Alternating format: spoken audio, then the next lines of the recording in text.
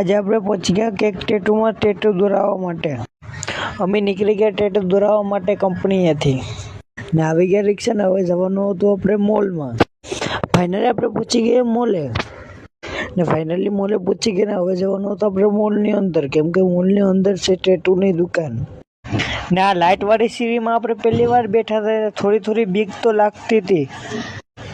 ને મોલમાં થોડીક વાર દુકાન ગોતીને આવી ગયા હતા દુકાને. આ છે કેક ટેટુની દુકાન.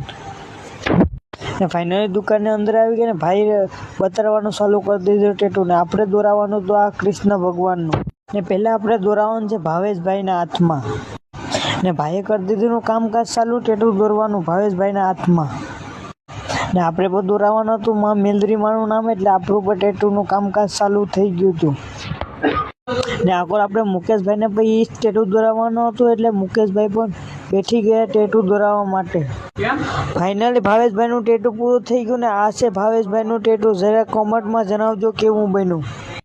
તો ફાઇનલી આપણું પણ ટેટુ દોરાઈ ગયું. ને મુકેશભાઈનું પણ અડધું ટેટુ દોરાવવામાં આવ્યું ને મુકેશભાઈને લાગતી તે હવે બીક. ને ફાઇનલી બે ભાઈઓનો ટેટુ દોરાઈ ને ફાઇનલી ત્રણ ભાઈઓનો ટેટુ દોરાઈ ગયું. ને હવે જવાનું હતું આપણે કંપની તરફ, એટલે નીકળી ગયા આપણે મોલની બાઈને. આવી ગઈ હતી રિક્ષા ને હવે જવાનું હતું આપણે કંપનીએ. ને ફાઇનલી પહોંચી ગયા આપણે આપણી કંપનીએ.